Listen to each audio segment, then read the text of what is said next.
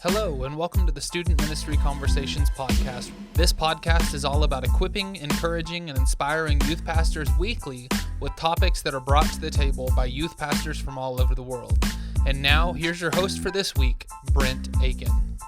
Hey, and welcome to the podcast. If this is your first time listening to us, we want to welcome you and invite you over to our website, studentministryconversations.org.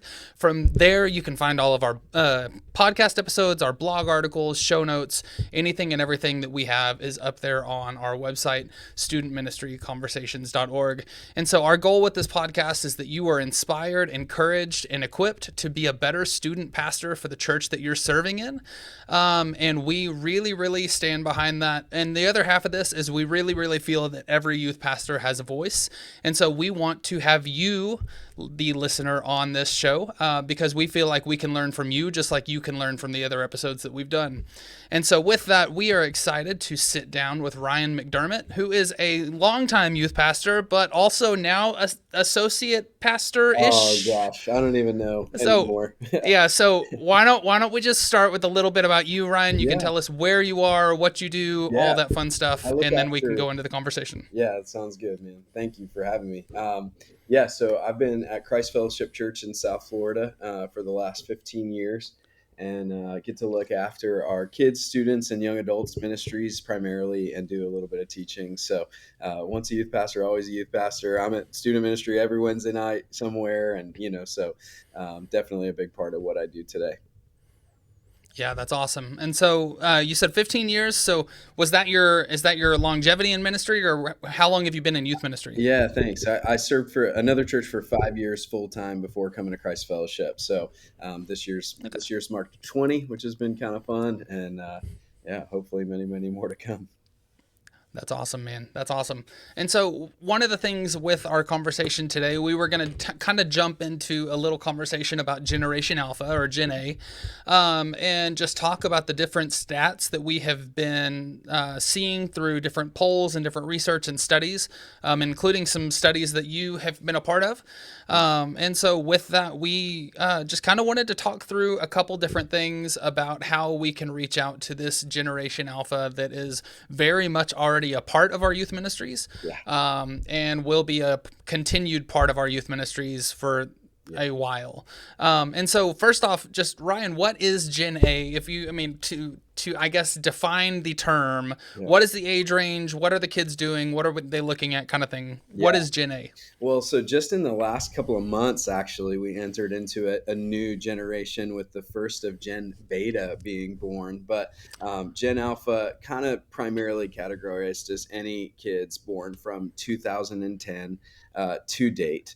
And so, again, with just a shift in the last couple of months. But so the overwhelming majority of our student ministries are these kids, so we're recording in 2025. And so up to about 15 years old now is Gen Alpha. And so that comprises the majority of our ministries. And sometimes we don't even realize that because sometimes the church is too late to some of these conversations. So I'm personally excited about some of the faith-based research that's out there, what we're learning about Gen Alpha, how we can be more effective, and to be able to apply that in real time rather than after the fact. I feel like we're still catching up on Gen Z, learning about Gen Z. Actually, many of your listeners are probably even Gen Z. They're already leading these ministries. So it's good to have an idea of what are some of the things that are happening culturally, what are some of the trends that we're seeing, so that we can, again, apply those learnings in real time.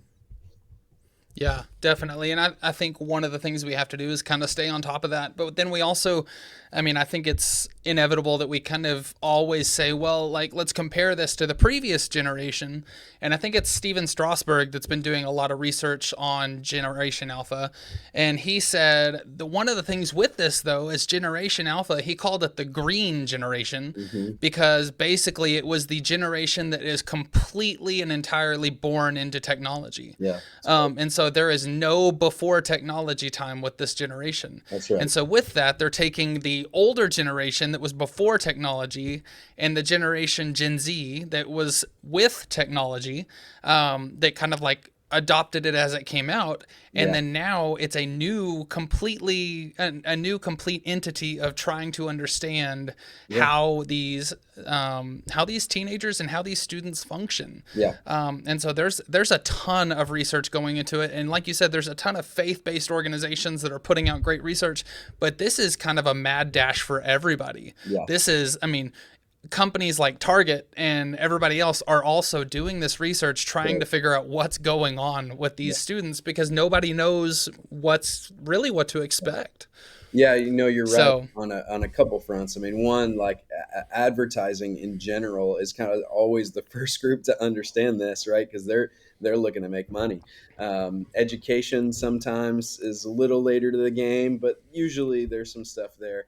And then the church, unfortunately, at least historically, has been late to that game. I don't think that's as true now, but in reality, when you think about it, I mean, what's at stake for what we do is so much more important, so much more significant than some advertising agency understanding their audience, right? Because we know yeah, that the truth of what we have to deliver is so vitally important, right? Literally a matter of life and death. And so I think, understanding it is important, because if we can be even 1% more effective, right, for the gospel, why wouldn't we do that? Um, sure. that's kind of how I feel about it anyway. Yeah, no, and I think so. And with that, though, like you said, you've been looking and doing a lot of different research and Yep. kind of paying attention to that matter. And so, obviously, with the church aspect of it, we're looking at the more spiritual statistics of involvement in church, and Yeah. do they actually have spiritual disciplines and all these Yeah. different things. So, what is the stats or the research showing currently, Yeah. as far as Generation Alpha?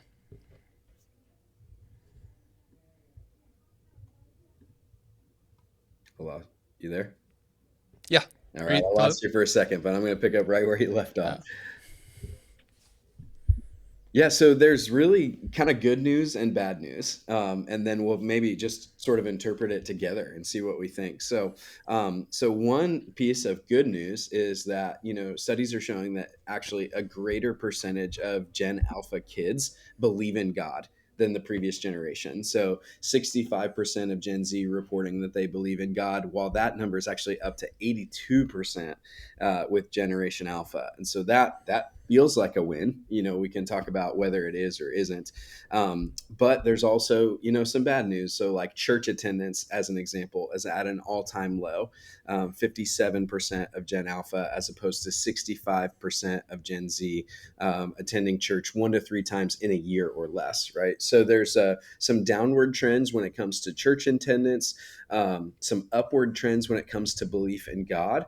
But what really is interesting to me is that they're actually turning to spiritual practices, but not necessarily to Christianity. So 22% of all Gen Alpha teams affirming this statement. Just this is one example.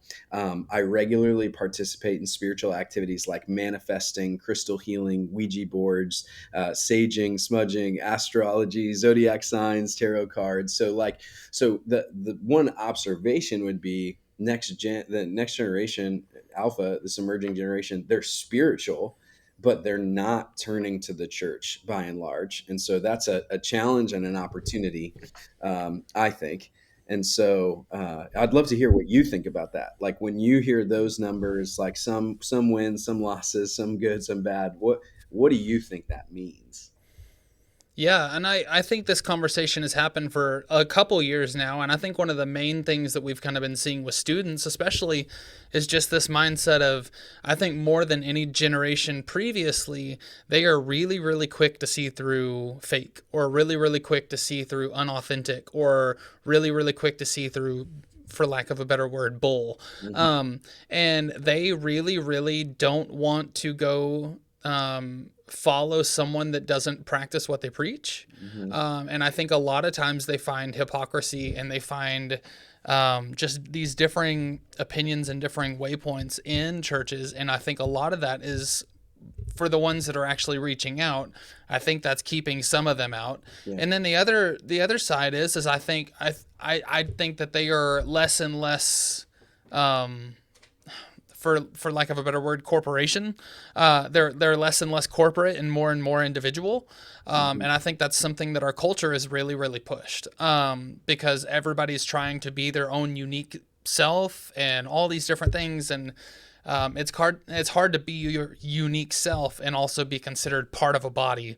Mhm. And that might be something that kids are definitely struggling with on that aspect as well. Yeah. But I think it's a mixture of a bunch of different things. I also think it's probably something to do with mindset of, I mean, realistically, you go to church as a kid if your parents go to church. And so I think this is probably a issue that also traces back into Gen Z and later with parents that are maybe not as invested in church as well. Because I know at least when I was growing up, my parents drug me to church. And it was something that was, hey, we're here either way. And it was kind of this thing of like, maybe church isn't perfect, but you learn to appreciate the aspect of church as a whole, Yeah. whether it be community or fellowship, or you find the things that allow you to be drawn in. And I think there's just a little more expectation and desire requirement to be there. Yeah. So, I mean, I would say somewhere in between those realms. Yeah. Yeah, I think all of that is true, 100%. I think all of that is true. I would going back to what you first said. I do think kids, they spot fake faster than anything, but I would not conflate that with their ability to discern what is true, because what Sure. they'll be drawn to your point, is something that's like full of like passion or authenticity, or but it could be completely void of truth, so there's not that spiritual discernment. Because you talk about like astrology, Yeah. tarot cards, like, oh, it seems so real, it's authentic, it's spiritual, whatever. Like, we can put a bunch of words on that, but there's no truth in any of it, and so I think and that's, you weren't saying otherwise, but I'm saying it's really Sure. important that we don't just raise the flag of like authenticity, transparency, or we've actually got to be able to point to those specific tools and go, here's why there's no truth in it, here's why there's a better alternative. So as an Yeah. example, if we're not talking about those things in our student ministry, like manifesting, tarot cards, Ouija boards, spirituality, like if we're not talking about those things, we're missing it, because that's actually where kids are, whether we sort of know it or not. Now, I'll admit, like, I'm in a very different context here in South Florida, right? So, like, so I didn't grow up in church at all. I didn't go to church because my parents made me go to church. I ended up in a church in middle school because I met a Christian for the first time, and like he invited me to come to church, right? And Jesus changed my life. So culturally down here, like we don't have the like foundation of kids go to church because their parents go to church. I mean, obviously that exists, but it's not the norm. Yeah. We've got a lot of kids who drag their parents to church and all kinds of things. But I think what we're seeing is, even within our student ministry, there's a rising hunger for the things of God, and I think this is true everywhere. At least as I get to be a part of other churches or ministries or events or whatever, I'm seeing the same things. It's like, man, kids are showing up. I don't even know where they came from. Altars are flooded. Like, kids are hungry for the things of God. And so I think just our opportunity to go like, hey, the spiritual tide is rising, but like if we don't, if we are not getting there first and introducing the tenets and practices of the Christian faith, if we're not, then they'll go somewhere else with it. So just the hunger in and of itself is great, but our role is obviously kind of prophetically shaping that hunger of the next generation. And so I think it's really great that spirituality, if you will, is up. That to me means opportunity is up. But it should affect the way that we like think about things, the way that we talk about kids, and or talk to kids about the things of God. And it makes me kind of think of like, um, you know, the Apostle Paul, when he's on Mars Hill, he's pointing out to the people like this inscription to an unknown God. He's like, I know God because he's made himself known, and your unknown God, his name is Yahweh, and he's made himself available to you, kind of thing. And I think it's like that. That's always been a way in which we ought to navigate culture, but I think there's a lot more markers like that now in this generation than perhaps there have been in recent years. And just going like, man, yes, this hunger, desire, spirituality that you have is great, but it's to an unknown God. Let me introduce you to the one true living God. And so I think it's good, but we've got to be on our game if we're going to take advantage of it, right? Yeah, no, definitely. And I think you brought up a good point with the mindset of culture. I mean, we are in very different parts. I'm from the Bible Belt. Totally. And so, I mean, it's a town of 130,000 people, Yeah. and there are like over 200 churches in our town, Yeah. Yeah. which is crazy. And it's like breeding division, but it's one of those things that like there's a bunch of people behind the mindset of like, this is something worth following, and there's a reason it's called the Bible Belt. Right. But with that being said, we still see the same issues. We still see a lot of the students that are maybe not necessarily going to some of the more out there spiritual practices, but I mean, there's the practice of busyness. There's sports. There's all these other things too that are prioritizing and taking time as well. And so even though they might be more spiritual, they're equating a 5-minute Bible study before a game on a weekend tournament as their church time or something to that nature. And so there's a lot of different avenues that are in play, but I think a lot of it is, like you said, just this, we need to allow them the opportunity to experience this real, authentic God that they're looking for. And I think it's easy to say, hey, kind of have like the old stereotypical, like, check it off my list mentality, when we don't have that real relationship. Yeah. And so one of the things, like you said, is the importance of just introducing them to that real authenticity that they're looking for. And even though they might find others that seem real and authentic, like you said, doesn't mean that it's actually true. Right. And I mean, nowadays you can get on any social media and there are people that are real and authentic about all kinds of things. That's right. And there's a lot of people that are real and authentic about the Bible that really are not authentic or real about the Bible at all, because they are just basically witnessing to a crowd of people that have no idea what they're talking about. Yeah. So yeah, I think you're totally right, and just understanding those influences, those voices, those videos, that our kids are going down all of those rabbit holes, and just how loud those voices really are for them. And I think it's really important that we just kind of understand all of those influences. And you're right, like every context is different, culture is a little different, but at the same time, kids are kids, like we there's a lot of things that are universal. I've often said I feel like it would be harder to do ministry in the Bible Belt because you got to convince people that they're actually not saved to get them saved. It's like definitely different challenges for sure. But again, like I just think, man, if we've ever kind of shied away from truth, and certainly not that you have, or anything like that, but like the church in general, if we've ever kind of shied away from truth for whatever reason, we're afraid it's offensive or whatever the reason might be. I think what we're seeing is like, man, now is the time to double down. Don't back down. Don't shy away. Like, we do have the truth, and we need to be unapologetic about that, and don't be a jerk. Yeah. But speaking the truth in love. Now's just not the time to shy away from boldly proclaiming the gospel of Jesus. Sure.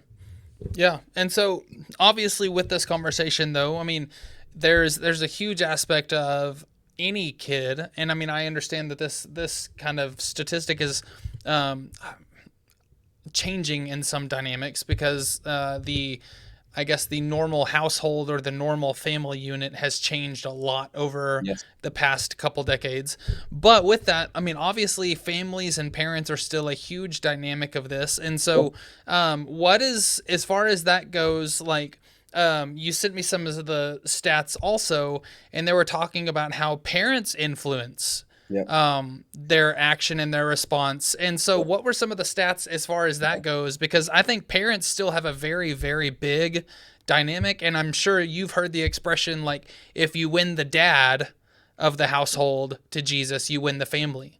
Yes. And so it's still this dynamic, even though we're getting into this realm of where families are changing. There is still a spiritual undertone to the lead of families, and so parents are still taking that lead in a lot of different dynamics. Yep. And so, what does that look like, and how does that influence students Yeah, today? great question. I mean, there's three really kind of underlying dynamics that have been at play throughout Gen Z and continue to, rise in Gen Alpha, and it's essentially like the disintegration of the family. As you've mentioned, it's like that has changed. Those dynamics are very different. Overwhelming majority of our kids are coming from broken homes, single parent homes, different, just different than it once was. Not always bad, but it's a reality. So disintegration of the family is an underlying dynamic. You also have the crisis of identity. What a lot of us have been dealing with over the last decade or so, just with issues of sexuality, issues of gender, issues, all those things. There's this crisis of identity. I don't know who I am. I don't know where I belong because the family unit has changed. And then the epidemic of anxiety and depression are kind of those. Okay, these are the three things that are really causing all of what we're seeing. And so, to your point, just the way that family dynamics have shifted, uh, there's really a lot there, and there's some encouraging things and some things to be aware of. One thing is that parents are actually still the greatest influence in the lives of their students. Like, and most parents don't know that. Like, they don't think that's true of themselves. They don't think I'm the loudest voice in my kids' ears. They don't think that they have the most influence, the most relationship, the most credibility, but they do. Time and time again, kids are telling us that parents are the greatest influence in their lives. So when we're asking, like, man, when I have questions about religion or God, who do you ask? 85% of kids are saying my mom. 57% of kids are saying my dad. There's a lot of different statistics and how it's broken down in different homes, but in reality, the overwhelming majority of kids are saying, when I've got questions, I go to my parents. And I actually think that just parents need to be encouraged with that truth, because I think I am a parent. I've got two Gen Alpha kids in my home, and even at their age, like, I can feel like, oh, I don't know if I'm winning. I don't know if I have the loudest voice. I don't know if my influence really matters. I think as your kids get older, those lies get louder and louder for parents. And so I think one role we can play as the church is just reminding parents, like, man, your voice really matters, your influence really matters. Now the challenge is that, and this is a little bit discouraging for us as like youth pastors and stuff, but it's actually 61% of parents would report that they feel like the primary purpose of parenting is to ensure that their kids are happy or successful. 61% of parents would go, that's my job. While only 14 to 15% would say it's to pass on my faith to the next generation. And so the challenge with that for us is, like, one, we've actually got to partner with parents and come alongside parents, and that's our role, right? It's like, I've been doing this for too long to know, like, it's not about just reaching a kid. Let's reach a family, because if you reach a family, man, that's when things are really going to change. So, but if only 15% of parents are reporting, hey, my job, my primary purpose as a parent is to pass on my faith to the next generation, we're not winning, y'all. So I think we have a role in one, communicating to parents, like, man, your voice matters a heck of a lot more than you think it does, but also, like, the purpose, the God-given purpose of parenting is not to make sure your kids are happy or successful. The reason that God chose you as a parent and gave you those children is to ensure that you would pass on your faith to the next generation. And I think parents are looking at the church like, oh, that's the church's job. And I think the church is looking at parents like, oh, that's a parent's job. And I think when everybody's pointing fingers at each other, the work's just not getting done. So I can either Yeah. be frustrated that parents aren't passing on their faith to the next generation, and I can go, man, I've got to help parents understand that reality. And I've also got to modify my ministry in light of the fact that parents aren't taking up that mantle of being the primary spiritual voice in their home. It's both, right? And so a lot of things that we're thinking about as it relates to those things, but I think knowing kind of that parents are the primary voice still in the lives of their kids ought to shape the way that we think about and do ministry. Yeah, and it's not only you said voice, but it's not only voice, it's also actions. Because I mean, like we did growing up, like others have done and like the current generation is doing, not only are kids listening to their parents, but they're modeling too.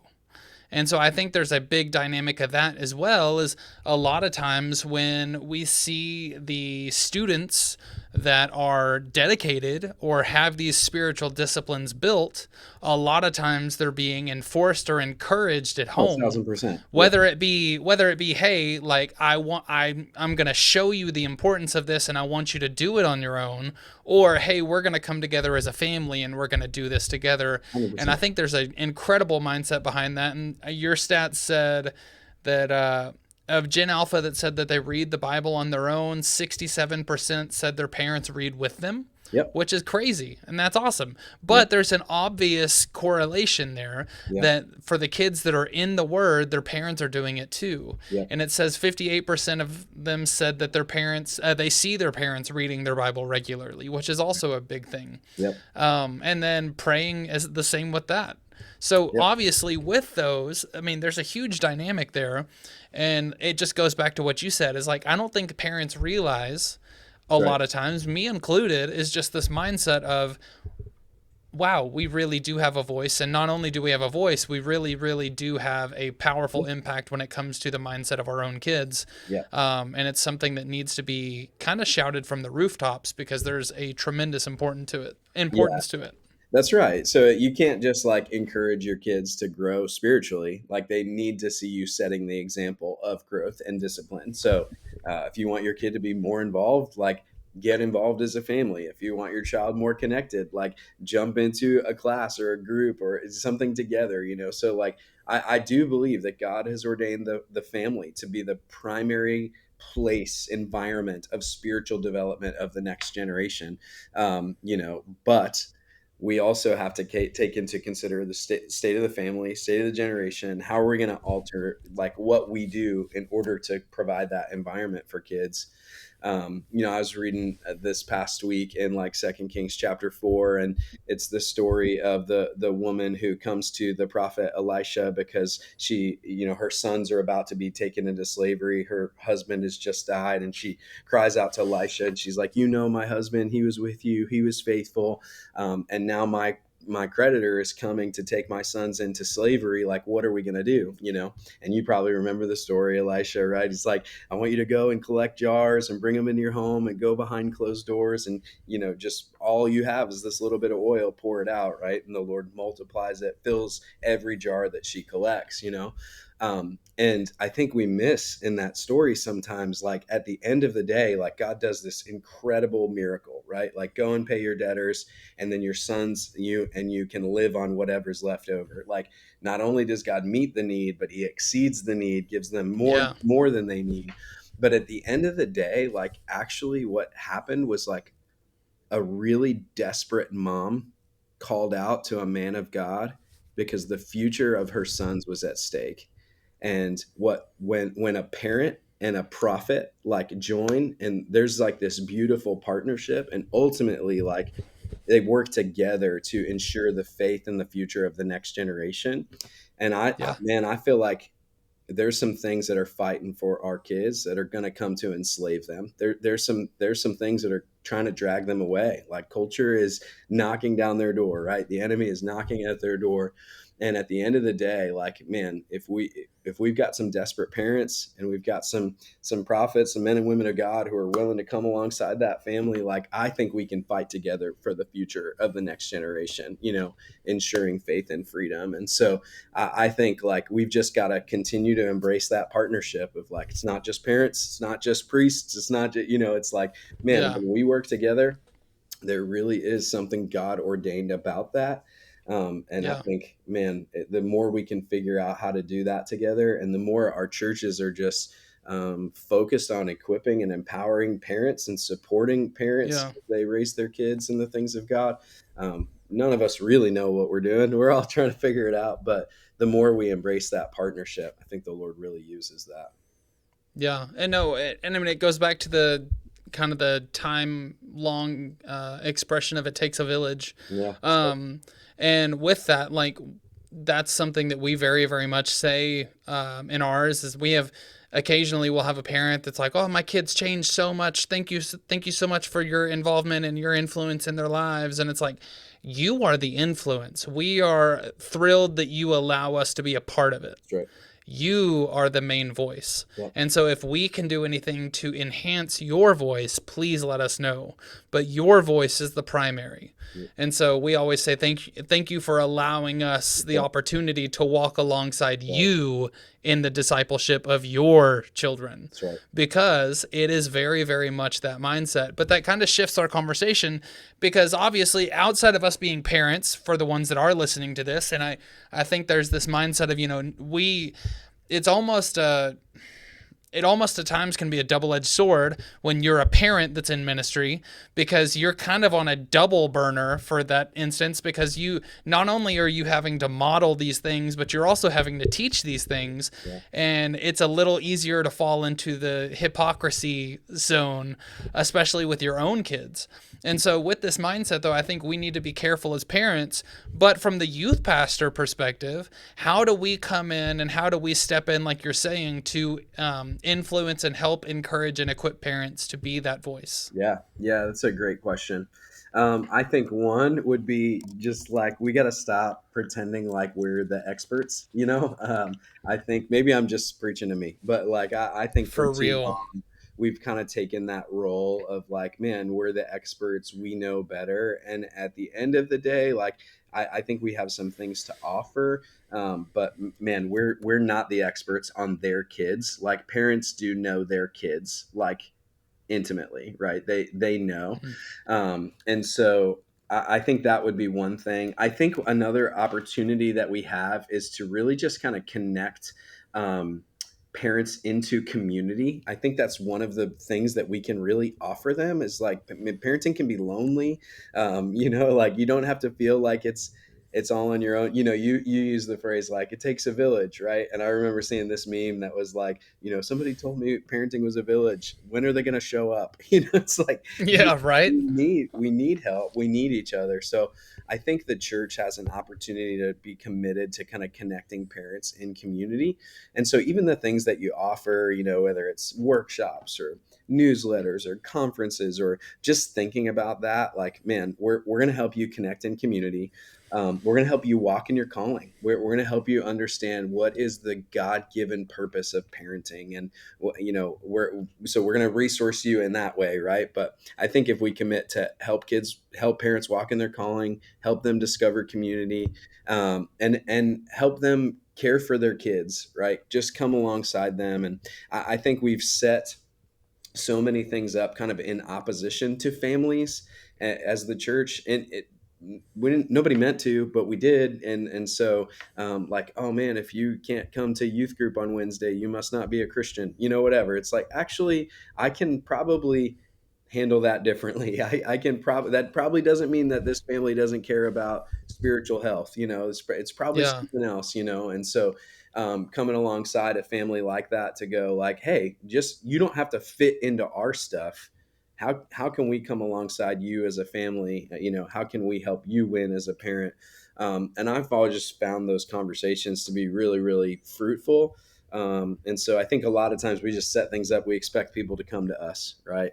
And I think instead, kind of taking the posture of like, man, I'm going to walk alongside this individual family, and what do I have to offer to them in this season that might be different than I'm just expecting you to show up and come to our stuff. So I think it's about calling. I think it's about community. And then I think it's just about finding unique ways to care for families, because every family is different. Every situation is different, every kid is different. And so just acknowledging some of that and coming alongside families. Yeah. We've had a couple different conversations on this podcast with the mindset of if you are familiar with any kids that have special needs, or when it comes to education, they have individualized Yep, education plans or that's right. IEPs. That's I right. think a lot of times we really need to be gearing our mindset of Yes, church like an IEP, that's of right. like saying, hey, this is this kid. Yep. This is where they are. This is what they need. This Yeah. is how we're going to get them there. And 100%. so, I it's an idea that I Great. heard at a conference one time, and I really loved it, and I kick myself that I still haven't done it. Yeah. But it's just this mindset of like, why do we have parent teacher conferences at school and we don't have parent teacher conferences at Yeah. church? That's right. That's right. It's like just this mindset of like, hey, we're here with you. Yeah. We want to let you know what your kid's doing. We want to let you know when they're killing it, and we want to let you know when they're like we're worried about them, or Yeah. they kind of feel off, or kind of thing like that. We want to celebrate with you, but we also want to help you through the hard times too. Right. And so I think a lot of that is, just having that mindset for individualizing Yeah. ministry, like Yep. you said just a second ago, is really important. And I Yep. think that's something that we need to tie into a lot more when it comes to ministry, Yeah. because ministry is, like you said, it's not a one size fits all. It's It not. is not something Yeah. that is going to work in exactly the same way. And if you've Right. gone from one youth ministry to another and tried to incorporate what used to work at one youth group, you've already realized this and had already moved on. But if you haven't, you can't do that. Yeah. Like, it doesn't work. It's not going to mesh well. Some things might work, but more than likely there's going to require some revamping and some rethinking and some recalculating on how to effectively and efficiently minister to the students that you have. That's And right. so I think yeah, we really need to be there to encourage and support parents more than when, like, answer emails when parents are like, hey, what's the next activity? Like, we really need to do more than that. And That's right. so having those opportunities for conversations, putting together conferences, or like you said, the community aspect is a really cool aspect. And this might involve a larger group, but what if when you, and this is just kind of vision casting right now, but what if when you are working through your youth ministry and you have a decent group of every single grade, 6th through 12th, what if you put all of the parents of the 6th graders in a group me, Yeah. Group me, and then Facebook 7th group. graders in a Yeah. group me, or even junior high parents in a group me, and high school parents in a group Yeah. me, and just had those moments to where they could be asking questions and feeding off of each other Yeah. and using that as an opportunity for growth? Because then it kind of works twofold. A, you're not the voice, like you were saying earlier, because we're not. We don't have all the answers. But I guarantee you there's parents in your youth group that have older kids. They're like, oh, yeah, I remember that. Right. Or we did something similar, and I think this would really help. And so utilizing and just almost kind of just being the administration behind these Yep. efforts would be really important. That's right. That's right. Yeah, those are all great ideas. And then I think if you do something for parents, like if you decide to do a workshop or anything, the three areas that parents say they need the most help in conversation with their kids are identity, technology, and mental health. Well, we've got some stuff to say about those things. So like even if you do an event for parents, man, just start with those felt needs, and then like when you get them together, like yeah, sit all the preschool parents together, sit all the elementary parents together, the middle school parents, because like technology looks very different for a 3-year-old than a 13-year-old, but there are some principles that transfer at all ages. So teach those and let them contextualize. And then you just gave them a friend and a relationship and probably a mentor. And so I think it's even just thinking differently about what we already do. And I couldn't agree with you more. It's like if we can put them in relationship with one another, that's going to go a lot further because they're not going to call the youth pastor. Like, I mean, we've Yeah. had those conversations when they will, but if they've got a parent that they can turn to or somebody who's already walked this out with their kids, like chances are, that's the first line of defense and probably a Yeah. lot more helpful. So, Yeah. And so with that, obviously those are really big things. Then the church, like you said, it really kind of is I hate the phrase do or die moment, but I mean, it's really kind of that moment to where the church really has to step in and engage these Right. situations because we are in a losing battle, like you said. Yeah. And if something doesn't shift, not only is it going to be less and less and less, but realistically, there's a point when less meets zero, Hmm. unfortunately. Yeah. And I would hate to be in the world where we get to that point. Right. But there are stats and research that are going all over the country right now, and specifically in Dallas Fort Worth, they're saying that the church will lose 50 million kids in the next 5 years if we don't do anything. Yeah. Wow. And that's just in DFW alone. Right. And so it's just mind blowing. Yeah. But it's just this mindset of like, we have to step in and do something now. Yeah. Um, before it's too late to step in. Yeah. And Yeah. so just being, I think sometimes we see that as like this insurmountable challenge. But as we've been kind of talking about, it's not even necessarily that you have to do anything other than unite people so they can be a village together Yeah. and That's right. utilize these opportunities to where they can minister to each other. They can be there for each other. They can encourage each other. They can equip each other through hard times. And that's one of the best ways that we can come alongside parents in that mindset because, as you said at earlier in the conversation, parents are still the primary voice. Yeah. And so if the kids have a need or if the kids have something wrong, most of them will still go to that nature of, man, I really, really need to go talk to my mom, or I really, really need to go talk to my dad, Yeah. which is a really, really good thing to have. Amen. So, Amen. and so obviously you talked about those big three. You Yeah. talked about stress and anxiety. You talked about identity. But I would say that realistically, especially in what it seems like we're battling mostly in this generation is definitely identity, but anxiety kind of seems to be that overwhelming burden that just keeps growing. Yeah. And I don't, everybody's kind of just to this nature of, man, I never knew anxiety was this bad. And I think it's one of those things that I think it's just being more and more left unaddressed, Hmm. which is allowing it to grow. Yeah. And so, how can we as youth pastors equip families through research that's been done through just involvement in church and other things? How can we equip parents to battle that sense of loneliness and identity? But then also maybe how can we as youth pastors help just in the church dynamic too? Yeah. Some great questions. I mean, I think personally that the kind of the epidemic of loneliness, anxiety, depression, I think a lot of that is symptomatic of the crisis of identity, the disintegration of the family. So I think it's important. I just don't know that it should get our best effort. But I do think like we have to talk about those things, normalize those things, put a faith perspective on those things. We can't be the place that just says pray it away. Like, yeah, we're going to believe that God wants to heal you and we've got a hope for your future, but there's also some other things that might need to get talked about. So I think just the more the church kind of stands at resistance to all of that, like we make ourselves irrelevant. So I think having normal, healthy, biblical conversations around like, man, there are a whole lot of people in the Bible who probably struggle with anxiety or depression. Like, let's talk Yeah. about David. Let's talk about Elijah. Let's talk about so I think it should be a thread that that we're talking to kids about. I think as an example, that's again where I would start with like a parent workshop, like help parents understand how to normalize some of those conversations. But I mean, at the end of the day, man, with all three of those things, right? Like, so crisis of identity, um, disintegration of the family, epidemic of anxiety, depression. At the end of the day, we are the only organization on planet Earth that has solutions to those problems. We are Yeah.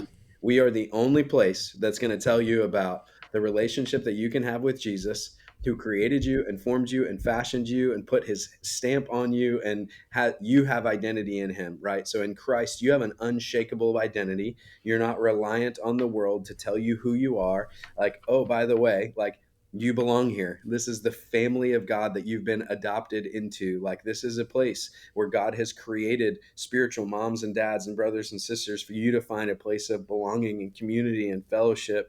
And like, we serve the Prince of Peace. We serve a God whose peace Yeah. surpasses all understanding. So like, I don't know, you can look at those things and be discouraged, or you can look at those things and go, the gospel's the only solution, and we've got it. Like, so, Yeah. so I don't know. I'm not discouraged by the stats. I'm going like, man, the darker it gets, the brighter we get to shine. And, and I think, again, there's more opportunity for the truth of God to, come forth, even in the midst of Yeah. all of these counterfeit things, Yeah.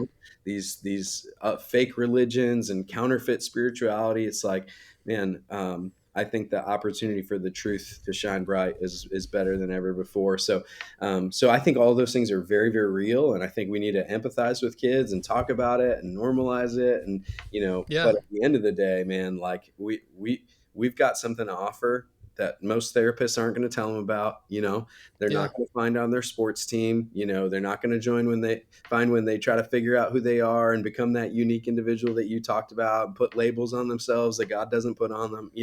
None of that is Yeah. going to make a difference. But man, we have something that will. So you already know that, but I just think the Yeah. opportunity is in a way greater than ever. Yeah, and like you said, that light is shining in the darkness, and I mean, and realistically, what most people would say is probably some of the darker parts of the world right now is college universities. I mean, that's where we're seeing all of the revival. Come on. We're seeing Asbury, we're seeing Ohio State, we're seeing all these different places to where just people are absolutely going crazy Yeah, come on. over the mindset that this light exists, and they're, I mean, like, Jesus is huge, and that's, I Yeah, mean, come on. you look at all the different evangelists that are going after universities and stuff like Yeah, that, man. I mean, it's just an yeah. opportunity, like you said, for the light to shine brighter. So we as church workers need to practice what we preach, Amen. and I mean, have the mindset of like, yes, there is a light, but we follow that light too. That's it. And I mean, I think there is a mindset of everybody hits some point in ministry to where it becomes more work than a personal endeavor. And I think there are mindsets where we all kind of struggle with those focuses. But we need to make sure that we are practicing what we preach. We need to make sure that we are utilizing and equipping parents to also have that same mindset of saying, hey, look, your voice is powerful. Your voice is encouragement. Your voice is inspiration for your kids, and they want your opinion. So make it count. Come on. And then finally, if we can allow those conversations to be in community with parents, man, like, that's really what we need to be doing. Is if we allowed the light of Jesus to not only shine in the lights of parents, but shine in communities of parents together, man, that will ultimately bring a huge change. And I think that we'll begin to see a lot of things start to turn around once that all kind of takes place. Yeah. So good stuff, man. Good stuff. So real quick, we're probably getting close to closing up. Yeah. But with that, I just wanted to see if you had any closing thoughts on the subject, and then we typically end each episode with that. And then we also wanted to take just a second and talk about, one of the things with us as youth pastors is we can continue to do better by knowing more and being more equipped and more engaged ourselves. And a lot of times with that, continuing education is one of those things that's really, really good, because we can get on YouTube and we can listen to Francis Chan do sermons or whatever, but that community aspect is super, super important. Yeah. And so a lot of times conferences are one of those things that a lot of youth pastors like to go to. Me personally, I love it. And so conferences are one of those, and we wanted to take a second and just talk about YPS and SLU and your involvement with them at the end. And then also just a last note of encouragement for youth pastors that are listening to this. So final thoughts on the subject, talk about YPS and SLU and the need for continuing education, and then one last encouragement. Okay, so many things. I'm going to Three things. combine. All right, final thoughts on the subject. Man, Jesus is building his church, and the gates of hell won't stand against it. So, Yeah. man, just go forward with that confidence. So, Maybe more of an encouragement, but I'm still going to share it. I was gonna say two birds with one stone, dude. Yeah. Youth Pastor Summit. Yeah. So I'm so excited that we get to be in a handful of cities this spring. One of them is Dallas. So we're coming to your neck of the woods. And so the Dallas Youth Pastor Summit is March 31st and the 1st of April.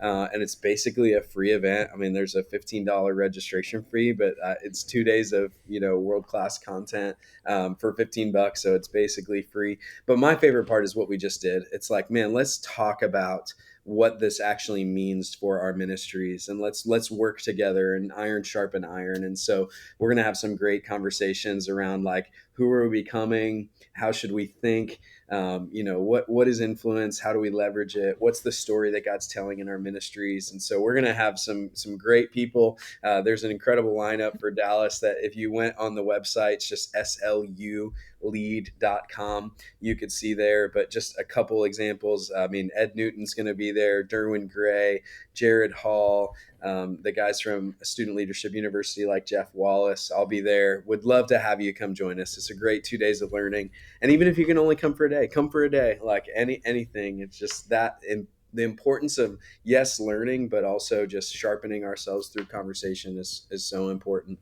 And then I'm going to sneak in my final encouragement, which is, man, thank you for what you do. Youth pastor, youth leader, volunteer, whoever is listening right now, what you do matters more than you will ever know. You have no idea the influence and the impact that you're having, and you're doing better than you think you are. So don't grow weary in the well-doing, because at the right time, you're going to reap the harvest. Yeah, and we're always better together. So the more that you can plug in and get networked and resourced with other youth pastors, the better you'll do, because you have someone that you know is fighting in the fire next to you. And we are all in this together. So please utilize those opportunities to be a network, utilize those opportunities for community like SLU with Youth Pastor Summit. I definitely want to shine Youth Pastor Summit, but there's conferences all over the country. Yeah. Please be a part of whatever's close to you. Hopefully one is close to you that you can count on, or you can be the person that starts one for your area. The thing is like, it's just a conglomeration of people that want to talk about ministry is basically what a conference is. Yeah. And so if you don't have anything close to you, be the one that starts one. Yeah, even Youth Pastor Summit, Southern California, Dallas, Nashville, North Carolina, and Orlando. So a lot of people would live within something, Yeah, definitely. Yeah, there's tons of different opportunities. And I've been going to YPS for years now. It is a conference that I look forward to every single year. And so much so that I'd also encourage you to do what we do. We are in Abilene, which is about a 2.5-3 hour drive away. We load up all the youth pastors that come from Abilene, go in a church van together. We stay at hotels together, and we just make it an opportunity for community within our community to encourage each other and build each other up and uplift each other as we all learn to do ministry better together. So with that being said, Ryan, we thank you so much for being on the show. And if you're listening to this, we just ask that you do your part to help us get the word out to different youth pastors and the greater student ministry audience. You can share an episode and share it on social media by using @TalkStudentMen, our social media handle, so we can be a part of the conversation too. Or if there's an episode particularly that stands out to you, like this one or another one, you can share that one as well. Just be sure to include us @TalkStudentMen so we can definitely be in that conversation as well. And then also, if you want to be like Ryan and be a guest on our podcast, that is the lifeblood of our podcast. We are at episode 193, and we literally have had probably 150 different youth pastors or youth workers or people that are involved in youth ministry share their voice and have their voice as a part of our podcast, which is awesome, and we love it. So please be a part of that, and you can message us or email us at podcast@studentministryconversations.org, or shoot us a message on social media, and we'd love to reach out to you. But Ryan, this has been fantastic, man. Thank you for the conversations. Looking forward to YPS, and that is coming up pretty quick at the end of March. So man, looking forward to that. Looking forward to the opportunity for networking and being together with a bunch of youth pastors. And for everybody listening to this, we hope that you have a great week, and we will see you guys for the next episode.